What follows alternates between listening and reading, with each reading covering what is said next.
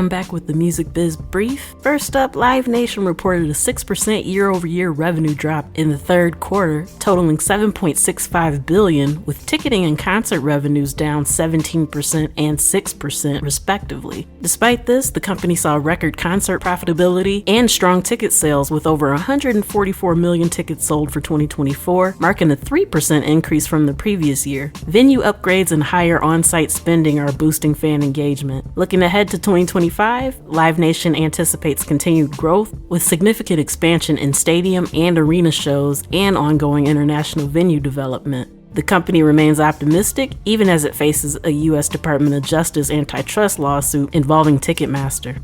Also, Vivid Seats faced some challenges this quarter, like a 13% drop in gross order value and a 43% dip in net income. But they also had some positive developments as well, like a slight increase in adjusted earnings and the full launch of its Skybox Drive pricing tool. The company anticipates concert growth will pick up in 2025, just like Ticketmaster does. We'll have to wait and see. Next up, the global recorded music market offers growth opportunities that differ sharply from the US, where major labels dominate. According to Media Research, independent labels and artists hold a significant 46.7% global market share, compared to 35.7% in the US, highlighting stronger competition and indie growth abroad. Emerging markets like China, India, and Brazil are expanding rapidly, with Mexico's music industry growing 18% in 2023 alone. Major labels are actively investing in high-growth regions, with Universal, Warner, and Sony making strategic acquisitions in countries such as Nigeria, India, and Brazil. Streaming and social media have enabled more diverse, regionalized music markets worldwide. Speaking of international music, Tencent Music Entertainment posted a strong third quarter this year, with paid music subscribers up 15.5% year-over-year to 119 million, and revenue from music subscriptions rising 20.3% to 547 million. TME's Premium Super VIP tier has drawn over 10 million users, boosting monthly revenue per subscriber by nearly 5%. Key features like enhanced audio quality, exclusive digital albums, and fan engagement events, including early concert ticket access, have helped drive loyalty and subscription growth. As TME's Super VIP tier grows, global music platforms including Spotify are expected to explore similar premium offerings for dedicated fans. In other international news, Italy's concert industry generated nearly 1 billion euros in 2023, part of the 4.3 billion economic impact from the music sector. Concert attendance soared, reaching 23.7 million, an 88% increase since 2019. Industry leaders have highlighted outdated laws that limit support for live music companies, and they're calling for government action to modernize policies and funding access, especially as Italy's music sector continues its rapid growth. Next up, Sony Music's parent company reported a 10% revenue increase year-over-year, reaching 448 billion yen, which is about $2.93 billion. Key highlights include a 14% rise in recorded music revenues, largely driven by 9% streaming growth. Physical music sales also spiked up 22%. On the publishing side, revenue grew 11%, with streaming revenue up 9%. Artists like SZA and Travis Scott were credited with contributing to Sony's strong performance last quarter. Also, Spotify's active user base has surpassed 640 million monthly users, with 252 million paying for premium, marking an 11% year-over-year increase. The company reported strong third quarter results, with revenue up 21% year-over-year on a consistent currency basis, despite challenges from unfavorable currency shifts. Next up in news, TikTok now allows Spotify and Apple Music users to share songs directly, posting them to the For You page or via direct message. This integration strengthens the connection between music discovery on the platform and streaming services. Side note though, due to national security concerns, the Canadian government mandated TikTok shut down in the country by the end of 2024. The fear is that TikTok could be forced to share sensitive user data with Chinese authorities under China's national intelligence law, but Canadians will still be able to access the app, but TikTok does plan to challenge the order in court, arguing that it will lead to job losses and harm local businesses. So definitely something to be aware of. We'll see what happens with that. But also in other TikTok news, their Sound On distribution service is making waves by helping independent artists land viral hits and chart success. Following the end of its licensing deal with indie network Merlin, TikTok is focusing on SoundOn to directly promote emerging artists, challenging traditional labels and possibly even investing in artist catalogs. This shift could offer new opportunities for independent artists seeking broader exposure. Alright, next up in news for tools that independent artists can use, Chartmetric is launching a predictive talent search tool aimed at helping companies in the recorded and live music industries identify emerging artists with long-term success potential. Built over 18 months, the tool analyzes data from over 10 million artists using a variety of signals to predict future success. Unlike past tools that focused on predicting hit songs, this one identifies rising talent earlier by combining multiple data points from various services. The tool will be available through Chartmetric's premium subscription service. So of course, there's a lot of good or a lot of bad that can come from that, but that's another one of those things we're just gonna have to wait and watch how it unfolds. Also, audiovisual collaboration platform Pibox has raised $1.2 million in new funding from major investors. The LA-based startup is known for its powerful collaboration tools, now used by clients like Sony Music Publishing and Epidemic Sound, allowing seamless project oversight, messaging, and metadata management, which is crucial for ensuring accurate payouts in the music business. Pibox plans to expand in the US market and enhance its AI features, helping creative teams improve efficiency and focus on producing top-quality sound and video.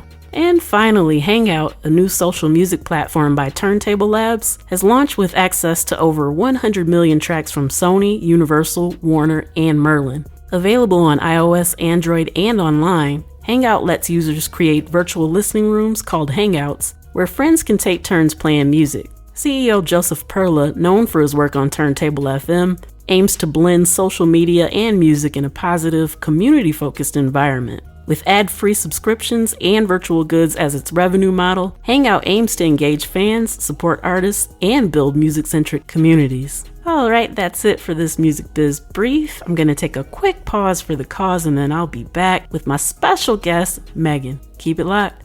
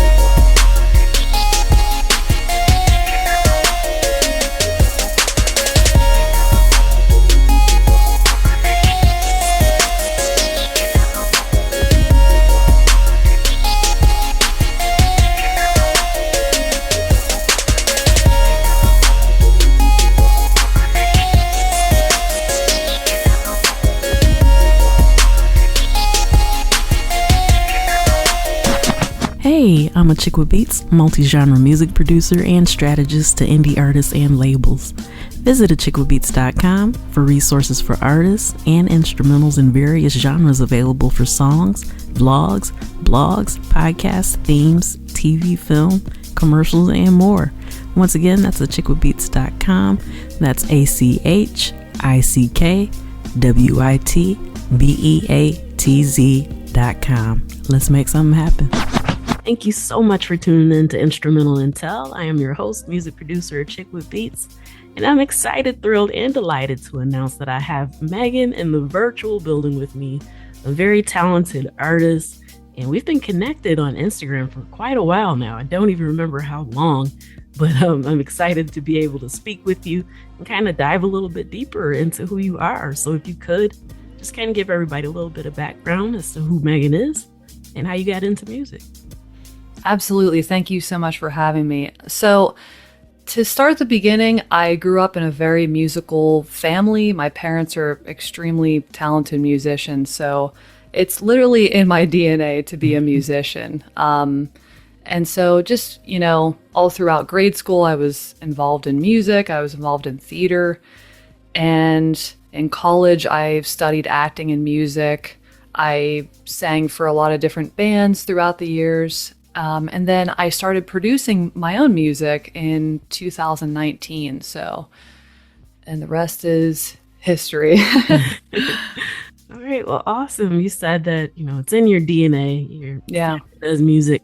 What types of songs do you remember kind of gravitating towards when you were young, or any special artists? Oh, I mean, my parents, of course, they had so many different. They did a lot of 80s pop music, but for me, I grew up in the 90s, so I'd say Christina Aguilera was a huge inspiration for me. The different pop singers. I actually really loved Enya too. I don't know if you remember the Pure Moods CD. But yeah, so there are so many different types of music that I'm drawn to, and I think. As an artist, I don't really want to be confined in that way. I just want to have my own sound, and I think that speaks through all the music that I like.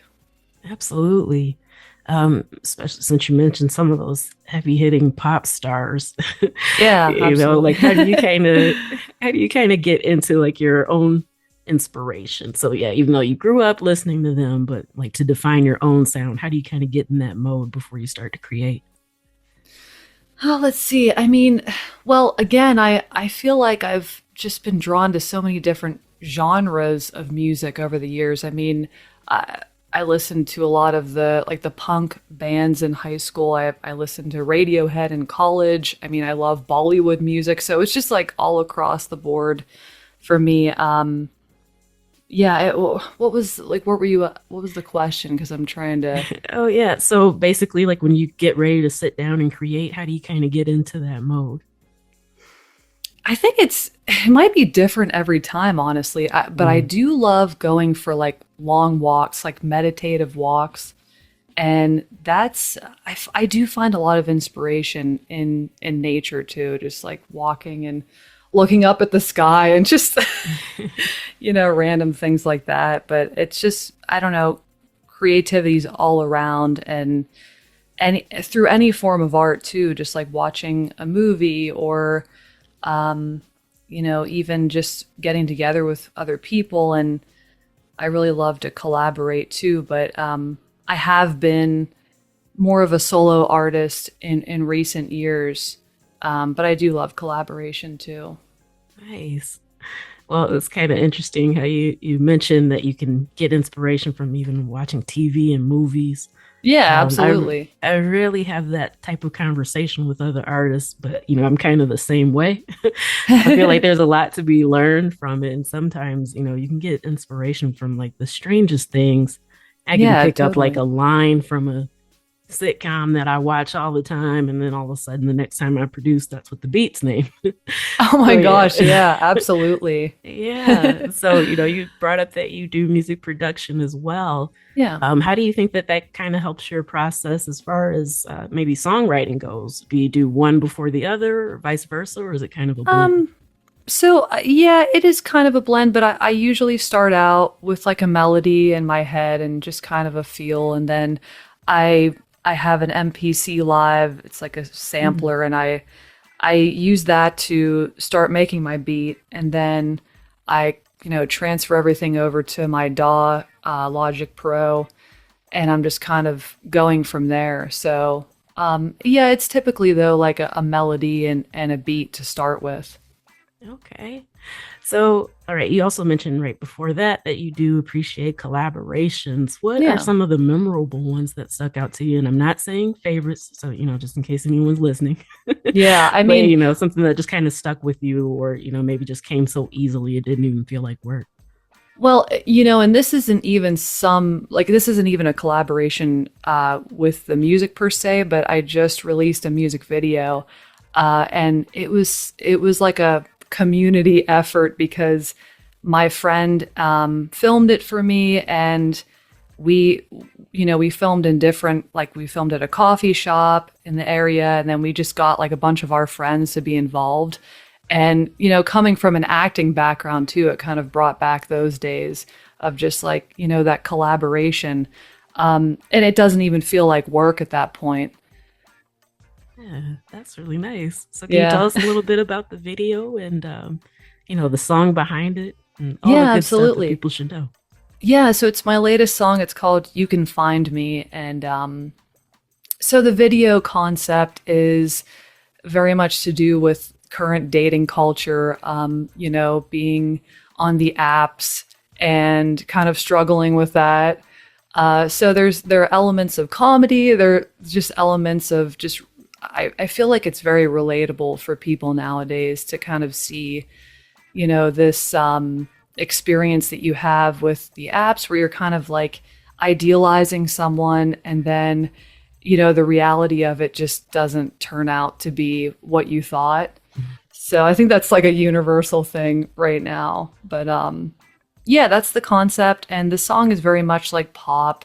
I mean, it's under the umbrella of pop. It could be like indie art pop as well.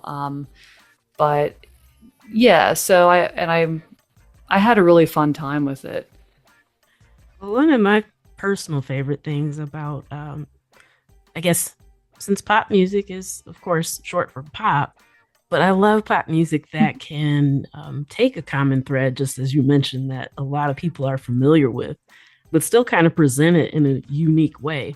And I feel like that's Yeah. kind of what sets it apart from, how most people kind of group it under the umbrella, if you will. But yeah, you have a very unique way of, I guess, being relatable, but still making it different, still giving it texture and feelings that people can kind of connect with. So yeah, I think that's really incredible, and hats off to you. You had Awesome. I another really appreciate. big song before this particular one. Do you want to talk about that one too?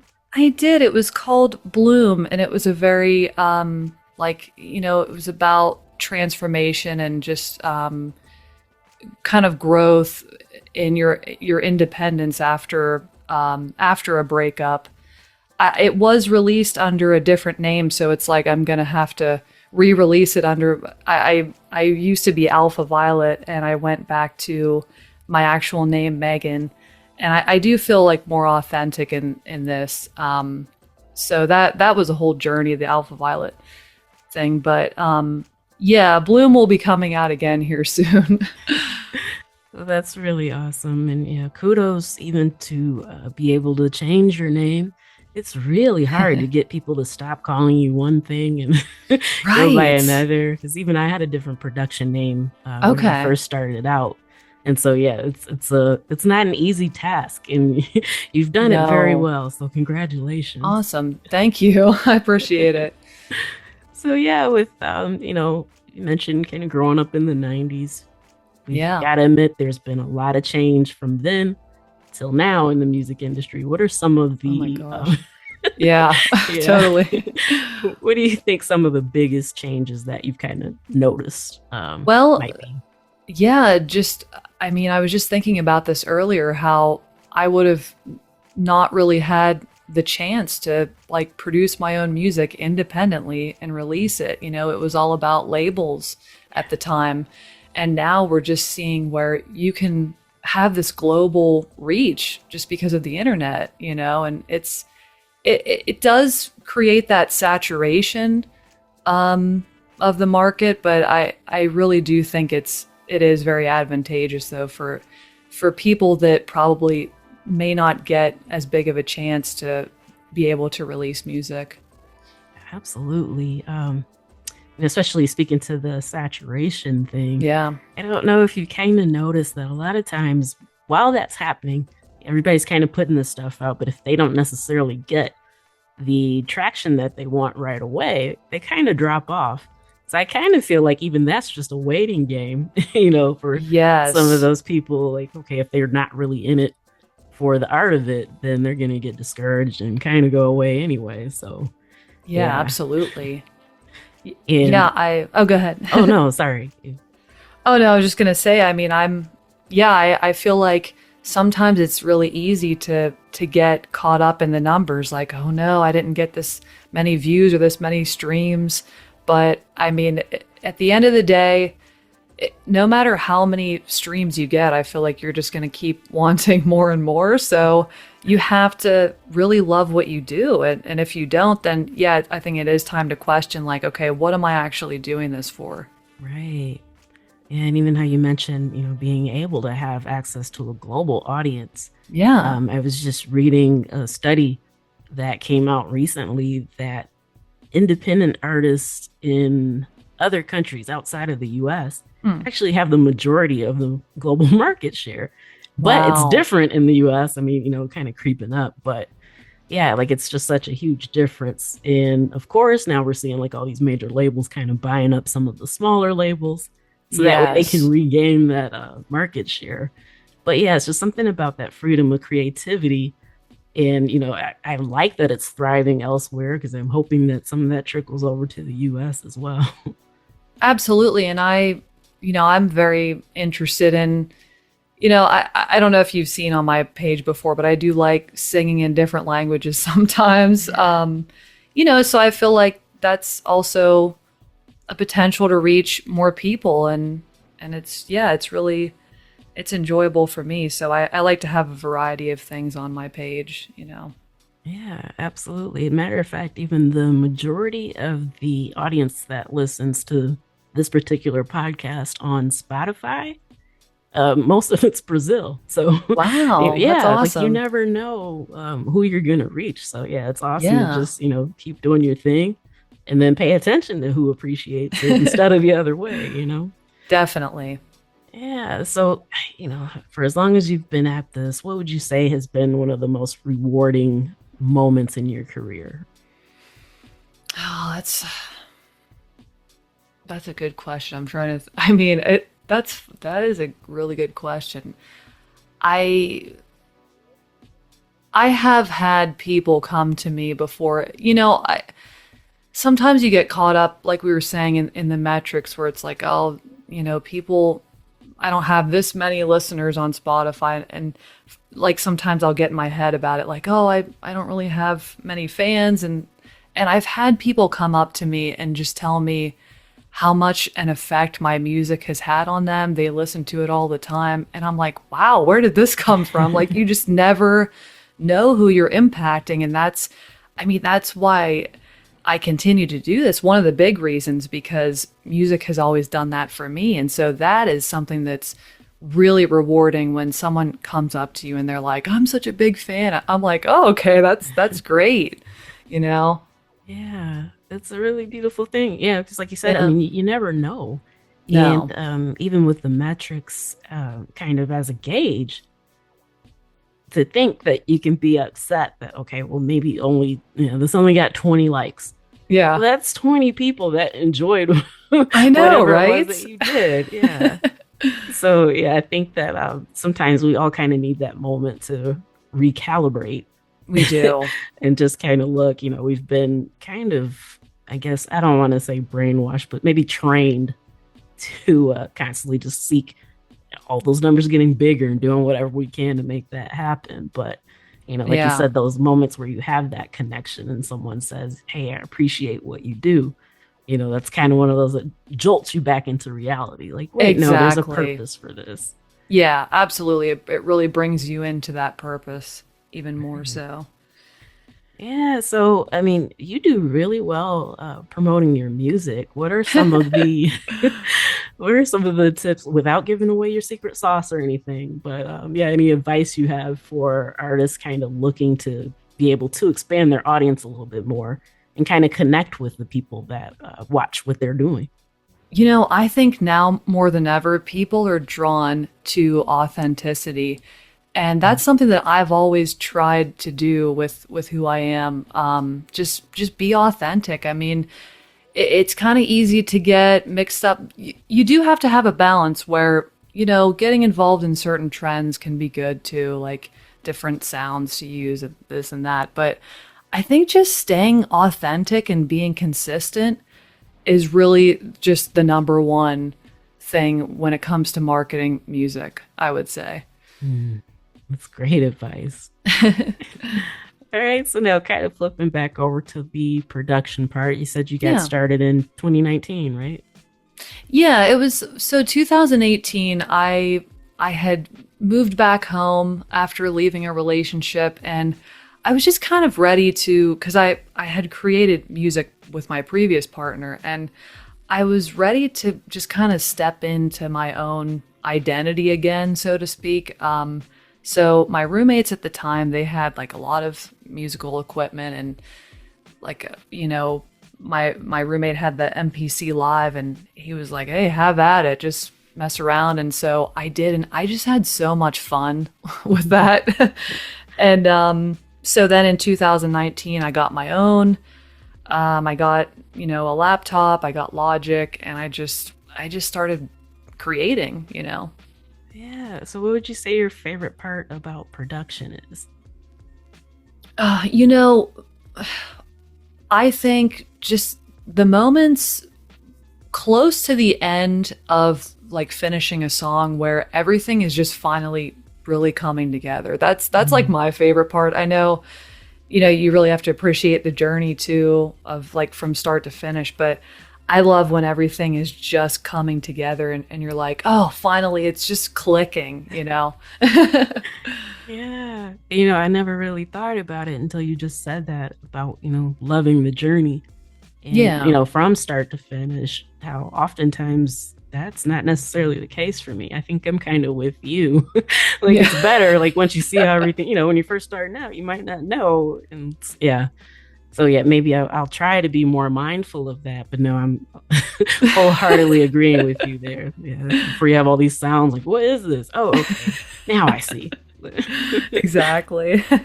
Yeah, I really love, at least personally, like the kind of freedom that it gives you and the fact that you're literally creating something from nothing. And then I you know. take it a step beyond and then actually make it a complete song. So, a lot of people know that there is a difference between beat makers and producers, but it's great when you can be both. And Yeah. so, yeah, what do you think maybe some of your favorite things about being able to do both actually are? Well, I'm sure you have experience with this, but just having that creative control. And it's not that like I said before, I love collaborating with people, but it's not always easy to work with other people and their different visions of how they want something to go. And, you have just different ways of communication. All kinds of things can go wrong, honestly. So I just love having that creative control where I'm like, hey, I know how to do this, so I can just do it myself. And I feel like we're in an age now where people are kind of becoming these super creators, so to speak, where they're like learning all that they can to kind of have that independence. But I do still think it is good to collaborate, but it's also good to be knowledgeable, about multiple things. So Absolutely. I think that actually enhances collaboration when you do. yeah, that's actually very true. Yeah, but yeah, I know, I know what you mean. I've had beautiful collaborations, and then I've had some not so beautiful ones. Right. So yeah, it's best when everyone kind of knows a little bit about everything and gets pretty good with where they're at, I guess, in their bag, if you will. Yeah, I think so. So, okay, you mentioned some of your favorites. You've got the MPC Live, you use Logic. They always say it's the ear, not the gear, but the gear is great when you have it and you just vibe with it. Are there any other, software or hardware that you've used that you also appreciate and might dabble in from time to time? Yeah, I mean, some of iZotope's plugins, like, I use Nectar Pro. It's a vocal plugin on all of my songs. I've used that. And Vocal Synth from iZotope. So yeah, I do really like iZotope products. Just trying to think what else here. I mean, I a lot of the plugins I use though are actually just stock Logic plugins. So I'm not like someone who knows a lot about it. I still have a long way to go when it comes to producing, but I just sound like you're there to me. I'm a very resourceful person. I've come to discover in recent years with how resourceful I can be. It's pretty impressive, I think. Yeah, I mean, honestly, a lot of the stock plugins are great. I mean, as long as you know how to use them, you don't really need a lot of the extra stuff. Right. Although I will say personally, one plugin that I have to have is Melodyne, because I am not a singer, and I've heard that. And then Serum, is that like what a lot of people do? I think that's another plugin that's really popular. But other than that, I'm like, hey, go for what you know. But yeah, yeah, I know what the right notes are. It's just a totally different thing to get my brain and mouth to work together.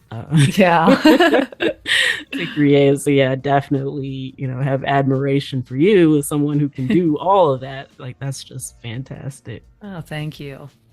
So yeah, coming up, this is pretty much a wrap for 2024, but yeah, do you have any big plans for 2025 or any new releases or collaborations we should probably be looking out for?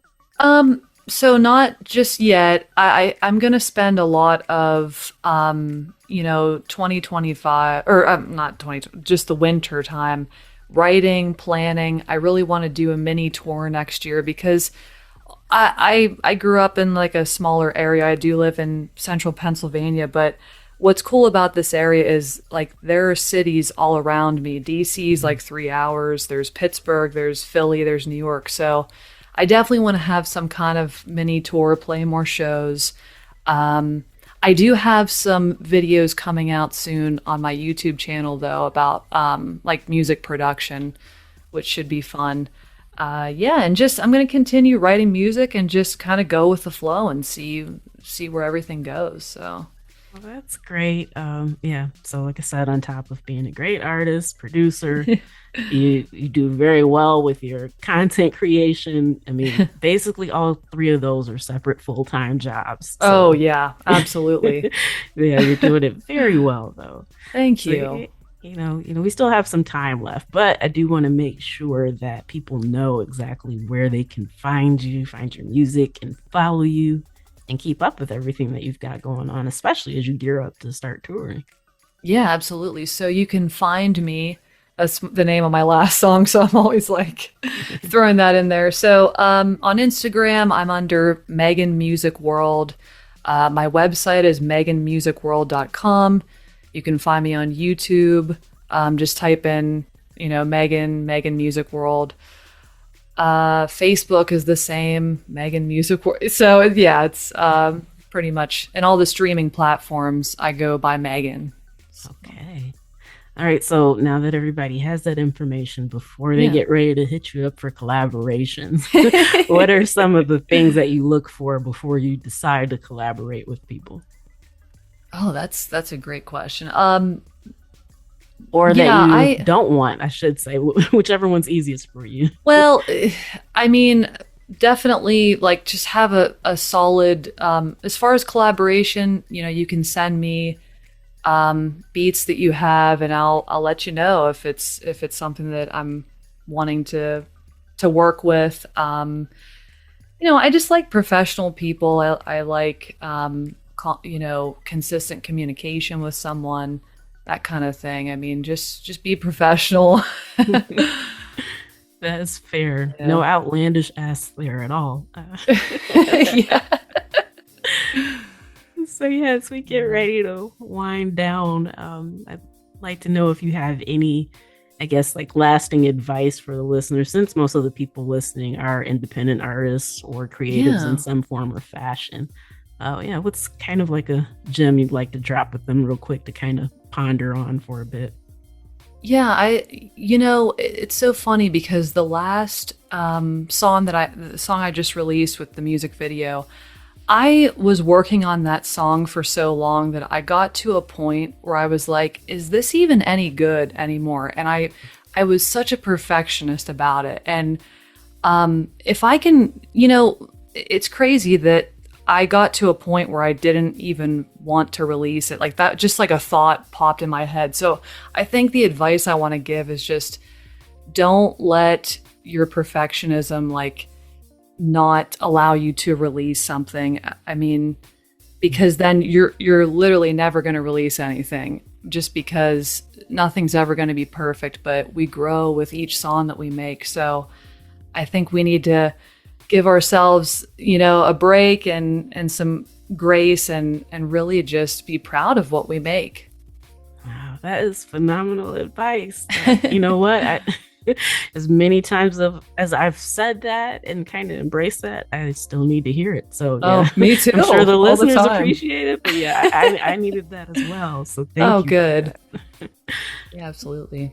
Yeah. So right before we go, if you have any shout outs or anybody that you kind of want to acknowledge, or even if it's just people in general, you can do that at this time. Well, let's see who. I mean, I just want to shout out just all of my followers, the community that I've built on all the different platforms, YouTube, Instagram, TikTok. You guys, I mean, a lot of them are musicians, a lot of them aren't. So I love you guys. And I want to shout out my friend Tina, who's really been helping me lately with, the content creation, the music video. Shout out to my parents, who are my number one inspiration. I mean, the list can go on, but thank you everybody so much for listening. I really appreciate it. That's Great. Well, yeah, I want to thank you for taking time out of your busy schedule to talk with me. And I hope that this is just the first of many, and I get to have you back on the podcast again sometime soon. I would absolutely love that. Thank you so much.